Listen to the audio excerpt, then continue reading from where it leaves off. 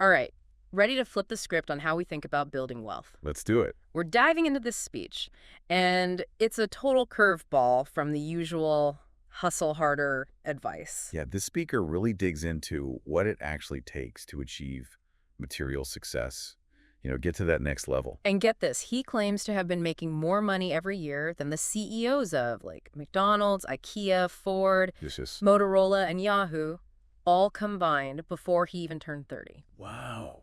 That's now, right? It's not even just the amount, it's the way he did it that's so interesting. Yes. Like, he completely scrapped his whole presentation for this event at the last minute. Really? Yeah, he said it just didn't feel right for the audience, like not what they actually needed. That's wild. Talk about dedication to giving people real value, huh? Totally. It shows he's really about making a difference. Okay, so let's talk about this whole hard work myth. He totally dismantles those cliches, the I work 18-hour days bragging. Yeah. He calls it out as complete BS. It's so refreshing, right? Yeah. He pushes us to look beyond just equating sheer effort with results. Instead of glorifying the grind, he's got this really intriguing equation. Work equals outputs. That's volume times leverage divided by time. So it's not about how much you do, it's about the impact of what you do. Exactly. Okay, let's unpack that formula a little bit because it's different from how most of us think about work. I love this weightlifting analogy he uses. Yeah, the weightlifting analogy is great. So picture this. Volume is how many times you lift the weight. Leverage is like the length of the lever you're using. Right, so the longer the lever, the heavier the weight you can lift using the same effort. And output in this scenario is the total weight lifted. It's the measure of what you actually achieved. Exactly. You're working smarter, not necessarily harder. So say you're making sales calls, right? Volume is how many calls you make, but leverage, that could be like the quality of your leads, how good your sales script is, or even when you're calling people. Oh, I see, like hitting them at the right time. Yeah. And the output. That's the number of deals you close. So someone making fewer calls but with a way better strategy and the right tools. Could end up with a way higher output. Totally. What about content creation? Oh, perfect example. So volume, there could be like how many articles you write. Right. But the leverage is your writing skills, maybe your SEO knowledge, even just which platform you're publishing on. It's not just about churning out content. It's about reaching the right people. It's about creating content that actually resonates and gets seen. Exactly. Okay, so to outwork everyone else, we actually have to outleverage them. You got it. And he uses this great example. Warren Buffett.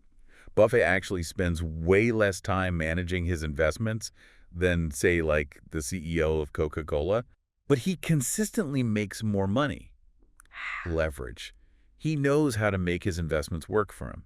And that applies to any field. Think about systems, automation, even just delegating tasks, right? It's about finding smart ways to amplify what you're already doing. And it all comes back to that idea he kept hitting. We all have the same 24 hours. Every single one of us. It's not about finding more time. It's about using it better. It's about making the most of the time you have by focusing on those high leverage activities. But there's this other thing he said that feels kind of counterintuitive. He's all about how starting new things all the time might actually be what's holding us back from making more money. Yeah, it's easy to get caught in that trap. It is. So how does that work? Well, he's not saying all new ventures are bad. It's more about being really honest about that shiny object syndrome, Yeah. That pull towards the exciting new idea, that next big project. He's saying it can be a huge time and money waster. We're always jumping to the next thing. Without mastering anything. Without giving ourselves a real chance to build something meaningful. Exactly. And that's where this stages of change model comes in. Okay, before we get into that, can you break down what that model even is for our listeners? Yeah, for sure. So the stages of change is basically a way of understanding the different phases people go through when they're trying to, change. There's like the pre-contemplation stage where you're not even thinking about changing, then contemplation where you're considering it. Okay. Preparation, you're getting ready to actually take action, then action where you're actually doing it, and then the maintenance phase where you're working to make that change stick. So how does that relate to this whole shiny object problem? So think about it. When we're constantly chasing these new ventures, we're often stuck in those early stages of the model. Right? The contemplation and preparation phases. We get so excited about the idea of the new project, but we rarely ever stick with it long enough to get to the action and maintenance phases, which is where the real magic happens, the real progress, the mastery. I see. So we're all about the potential. But not the follow-through. Yeah. But not about putting in the work. And that's where what he calls that uninformed optimism comes in. We get so caught up in the excitement of the potential that we totally miss the challenges and the commitment it actually takes to make something work long term. It's like we're always getting pulled back to that initial excitement without ever sticking around long enough to see if it's even worth it. And it ends up costing us time, money, energy, Everything. everything. He tells this really relatable story about a construction buddy of his that Mhm. shows this. This friend was doing everything. Roofing, general contracting, house flipping. Wow, talk about spreading yourself thin. Right?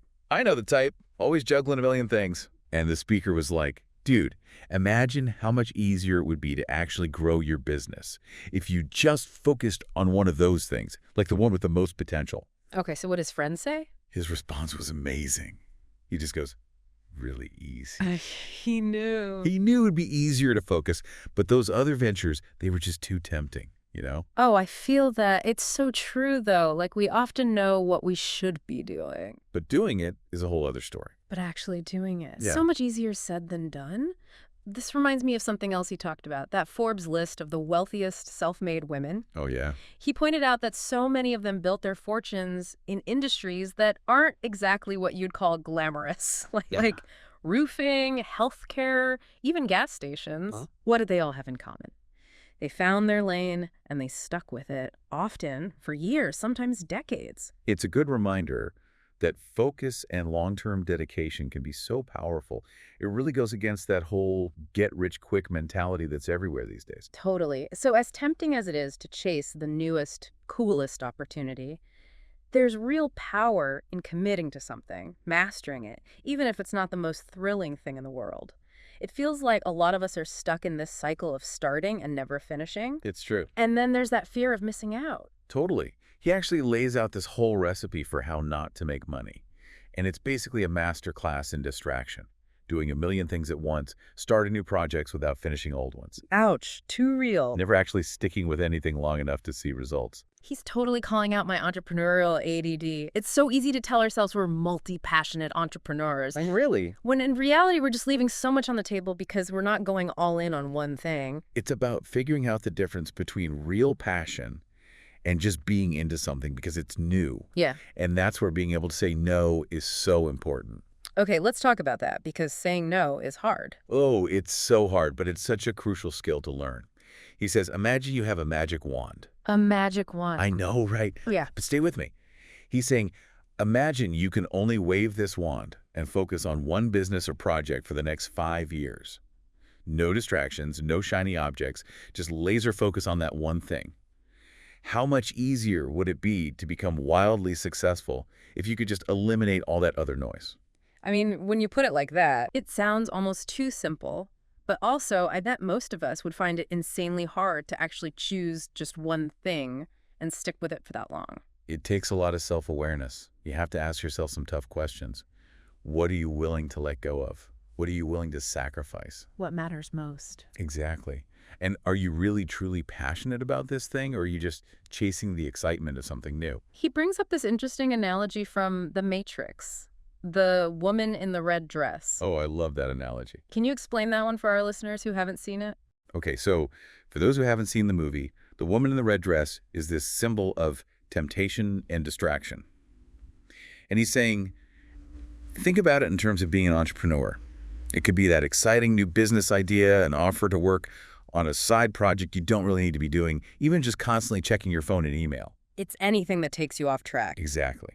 And he says, the more successful you get, the more tempting those distractions become. The universe is testing you. Yes. Yeah. It's like it's throwing new, shinier objects in your path to see if you'll stray.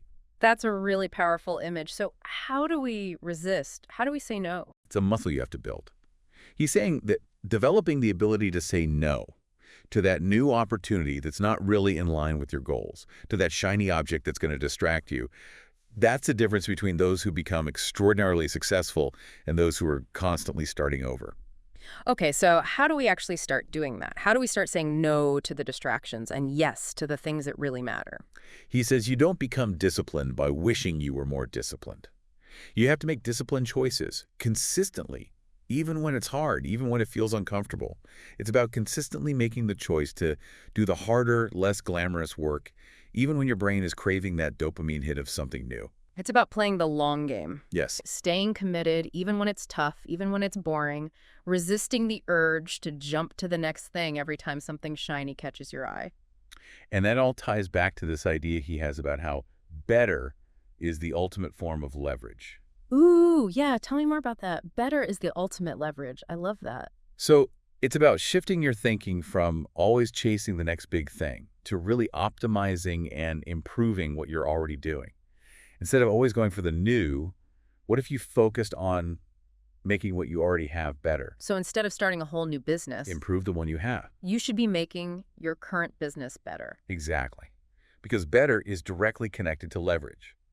If you can find ways to improve what you're already doing, your processes, your products, your services, even if it's just incremental improvements over Well, it time, adds up. it compounds. It's like compound interest for your efforts. That is such a good analogy. We always overestimate what we can do in the short term, And underestimate what we can do long term. but we underestimate the power of just making small, consistent improvements over the long term. This really resonated with me, that whole idea of better being the ultimate leverage. But I'll admit, it can be hard to get excited about those boring tasks. Mm. The things we know we should be doing, but just keep putting off. Totally. Like A/B testing landing pages, Yeah. optimizing email sequences, scripting out sales calls, all the unsexy stuff that actually makes a difference. It's so true. He has this great tip, though. He says, order your to-do list based on how much leverage each task has. Do the high-impact stuff first, even if it's not the most exciting. I love that. And when in doubt, put on your Coach Me hat, right? Exactly. Ask yourself, what advice would I give to a friend who's struggling with this? We're always so much better at giving advice to other people than we are to ourselves. It's so true.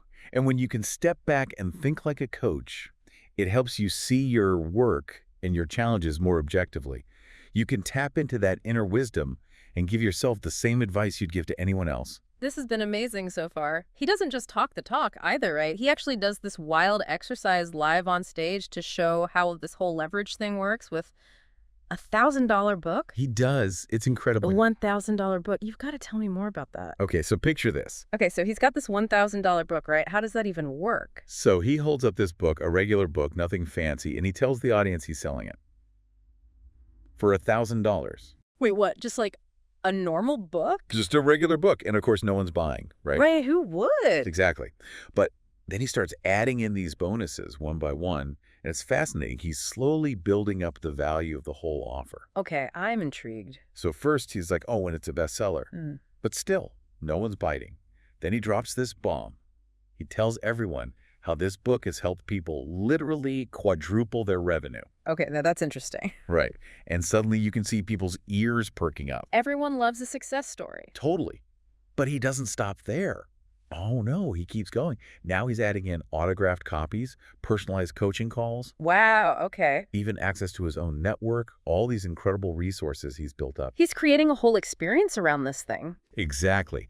And it's amazing to watch because with each layer, you can see the resistance just melting away.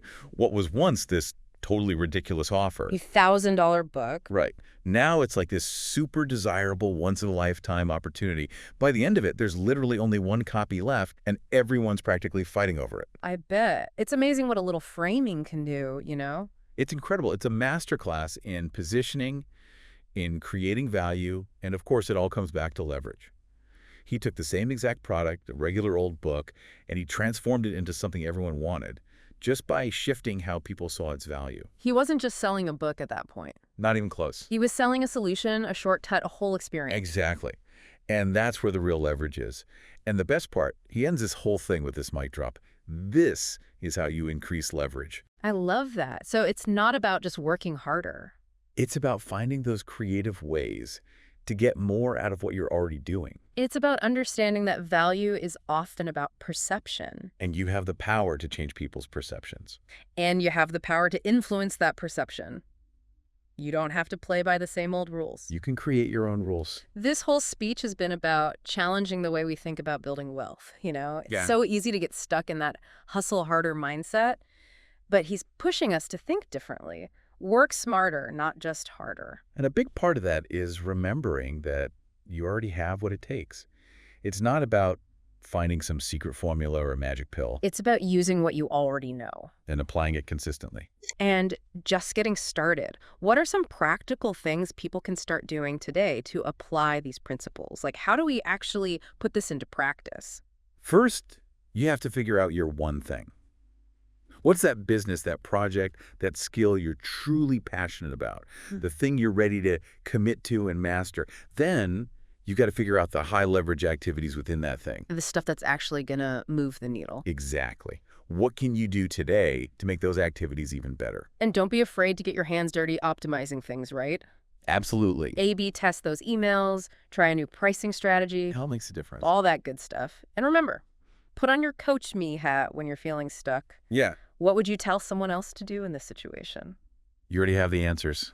Sometimes you just need a little distance to see them more clearly. This has been incredible. But before we wrap up, we've got to go back to something he said that really resonated with me. Don't get caught in that trap of chasing the next shiny object. Don't spread yourself too thin. It's so easy to do, though, right? It is. It's so easy to fall for those shiny objects, those distractions. Oh, I know it. It feels like there's always something new and exciting popping up, right? Always. But I think what he said about focus, about not spreading yourself too thin, that's huge. Absolutely. Focus is key. It's like that saying, a jack of all trades is a master of none. You can't be everywhere doing everything and expect to excel. It's about being really intentional with your energy. Exactly, because time and energy, those are your most valuable resources. Don't waste them on things that don't truly matter, that don't get you closer to your goals. He's all about working smarter, not just harder. And I feel like this whole conversation has been about that. It's about making those strategic choices. What can you do today that will have the biggest impact a year from now, 5 years from now? Yeah, what can you do today to make your future self proud? And sometimes that means doing the unsexy stuff, you know?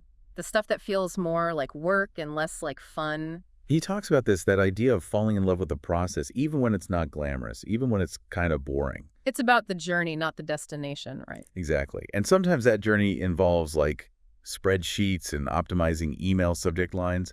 But those small things, they add up. They really do. And he actually ends on a really empowering note. He's like, you already have everything you need to be successful. It's not about some magic formula. It's not about finding a shortcut. It's about taking action.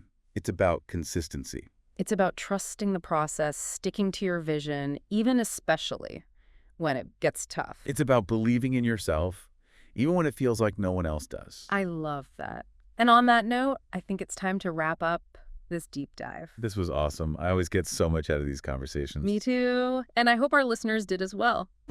Until next time, keep diving.